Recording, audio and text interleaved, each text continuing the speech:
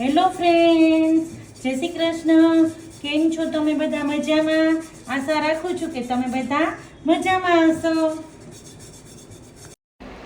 રસોઈ કરતાં પહેલાં મને એમ થયું થોડી બોટલને એવું સાફ કરવાનું છે, તો એ કરી લીધું. અને પાલકને એ સાફ કરવાનું હતું, એટલે એ ધોઈને ચોખ્ખી કરી લીધી હતી.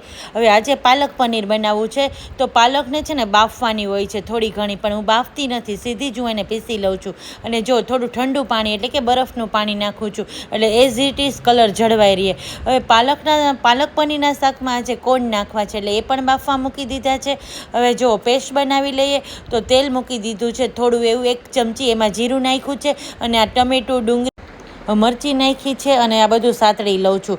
હવે થોડું ઘણું સતળાઈ જાય એટલા મીઠું નાખી દઉં છું, થોડી એવી હળદર નાખું છું, એટલે સરસ પેસ્ટ બને. જો ઉલટાવી અને સાતળી લીધું છે. હવે એને ઠંડુ કરવા મૂકી દઈએ. એ ઠંડુ થાય છે ત્યાં હું પનીરના ટુકડા કરી લઉં છું. પનીર ઘરનું જ છે, એટલે સાવ કૂણું એવું છે. જો એક પેન લઈ લીધું છે ને એમાં બ્રશ કરી લીધું છે તેલથી, અને હું સાતળી લઉં છું. પનીર એમનેમ પણ નાખી શકાય, પણ હું થોડું સાતળું છું. તો એમાં થોડું ચીલી ફ્લેક્સ નાખ્યું છે, અને મીઠું નાખ્યું છે, હિંગ નાખી છે, અને આ રીતે પનીરને સાતળું છું. પનીર આ રીતે સાતળીને પાલક પનીરમાં નાખીએ ને તો બહુ સરસ લાગે છે. હવે જે આપણે બધું સાતળ્યું હતું એ ઠંડુ પડી ગયું છે, તો જારમાં આદુનો ટુકડો નાખી દીધો છે, વોટરમેલન સીડ્સ નાખી દીધા છે, અને આ બધું સાતળેલું હતું એ નાખી અને પેસ્ટ બનાવી લીધી છે. હવે પેનમાં તેલ લઈ લીધું છે, એમાં જીરું નાખ્યું છે, તમાલપત્ર, સૂકું મરચું નાખ્યું છે, અને આપણે આ પેસ્ટ પહેલાં સાતળી લેવાની છે. હવે આ સરસ સતળાઈ ગયું છે, એમાં મેં પાલકની જે પ્યોરી બનાવી હતી એ નાખી દીધી છે. હવે એ થોડું એવું સતળાઈ જાય એટલે આપણે કોર્ન નાખી દેવાના છે, સાથે પનીર પણ નાખી દેવાનું છે, અને સરસ ચલાવી લેવાનું છે. પાલક પનીરના શાકમાં કોર્ન નાખીએ ને એટલે કે મકાઈના દાણા, આ શાક બહુ જ ટેસ્ટી લાગે છે. હવે થોડો મેં ગરમ મસાલો નાખ્યો છે, અને જો ઉપરથી આપણે તેલનો વઘાર કર્યો, તો એમાં મેં કાશ્મીરી મરચું નાખ્યું છે, અને આ રીતે વઘાર છાંટી દેવાનો છે. હવે બીજું, મારી પાસે થોડા બપોરના રાઈસ પડ્યા હતા, તો મને એમ થયું ચાલો લેમન રાઈસ કરી નાખું.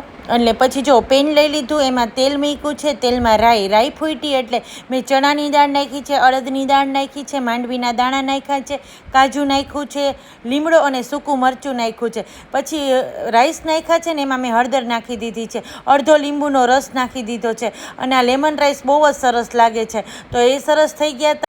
હવે આ પંજાબી શાક બનાવ્યું એટલે પરોઠા કે નાન નહોતા ખાવા, પણ જો મેં રોટલીમાં ટ્વિસ્ટ કર્યું કે રોટલી વળી અને ઉપર તલ અને કોથમરી મૂકી દીધી, અને આજે લોઢીમાં રોટલી કરી તો થોડીક કપડાથી ક્રિસ્પી એવી રોટલી કરી, એટલે સરસ લાગે છે આ શાક સાથે. હવે જો થાળી પીરસી, એમાં આ મસ્ત મજાની રોટલી છે અને શાક છે, ઉપરથી એમાં મેં મલાઈ નાખી દીધી છે, સાથે લેમન રાઈસ છે, પંજાબી અથાણું છે, પાપડ છે, અને આપણા બધાની પ્યારી છાશ તો ખરી જ. આવી હતી ડિનર.